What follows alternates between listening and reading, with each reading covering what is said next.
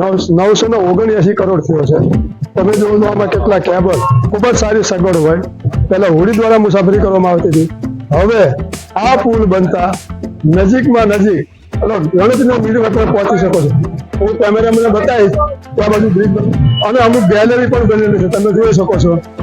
કૂડાદાન પણ વ્યવસ્થા, જ્યાં કચરો એક આ સરકારી મિલકત હોય, જાહેર મિલકત હોય, હું ધૂમ્રપાન કરનારા લોકોને કહીશ કે આપણી જ મિલકત હોય, આપણે બગાડશું નહીં।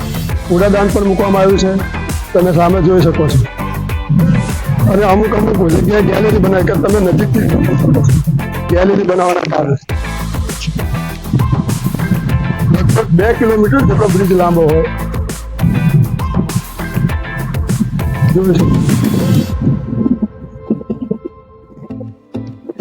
ચાલવા માટે ફૂટપાથ પણ છે, જેથી કોઈ અકસ્માત થવાની બીક ના રહે। અને લગભગ કેટલા કેબલ બ્રિજ છે, આ કેબલ બ્રિજ હોય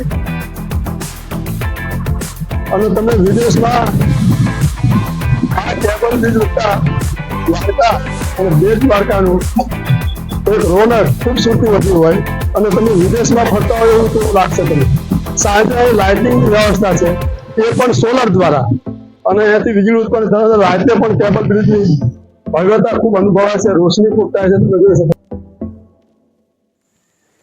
આ સુદર્શન બ્રિજ ગુજરાતના દ્વારકાથી આશરે 30 કિલોમીટર દૂર આવેલો છે।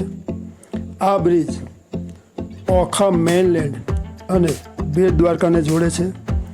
આ કેબલ બ્રિજની લંબાઈ આશરે 2 કિલોમીટર અને 320 મીટરની છે। આ બ્રિજની પહોળાઈ આશરે 89 ફૂટ છે, એટલે કે વાહનો માટે 4 લેન છે। આ રોડની બંને બાજુએ 2.5 મીટર ફૂટપાથ છે, તેના ઉપર શ્રી કૃષ્ણની છબીઓ અને ભગવદ્ ગીતાના શ્લોકથી સુશોભિત છે। અહીંયા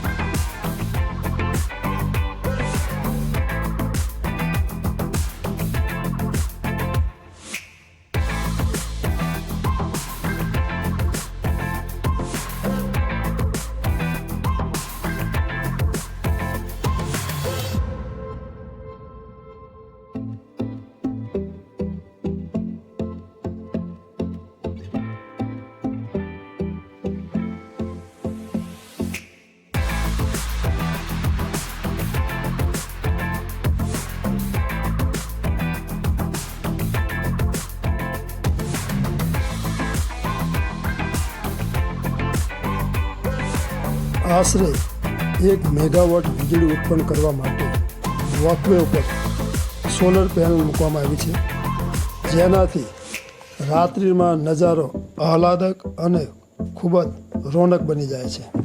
આખો રોશનીથી પુલ ઝગમગી ઉઠે છે અને તમે વિદેશમાં ફરતા હોય તેવો અનુભવ થાય છે। SP single construction private limited company દ્વારા આ બ્રિજનું બાંધકામનું નિર્માણ કરવામાં આવ્યું છે અને બ્રિજ બનાવવા માટેનો ખર્ચ આશરે 979 કરોડ થયેલો છે।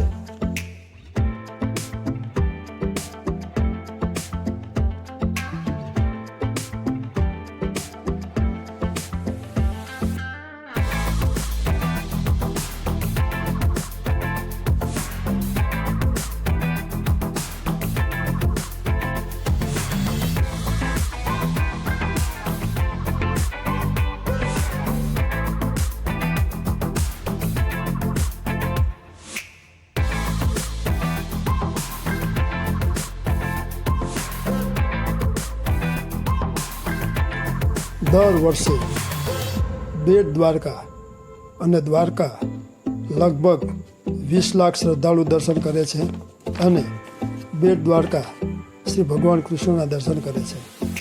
આ બ્રિજ બનતા બેટ દ્વારકા જેવું ખૂબ સરળ બની ગયું છે।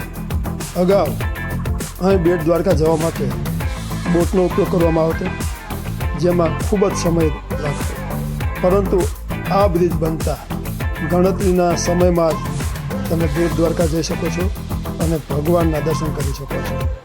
અને બેટ દ્વારકામાં રહેવાસી લોકોને સુખ સગવડ ખૂબ જ મળી રહે છે। આરોગ્ય હોય, મેડિકલ હોય, અનેક સુવિધા આ જ બ્રિજ બનતા મળી શકે છે.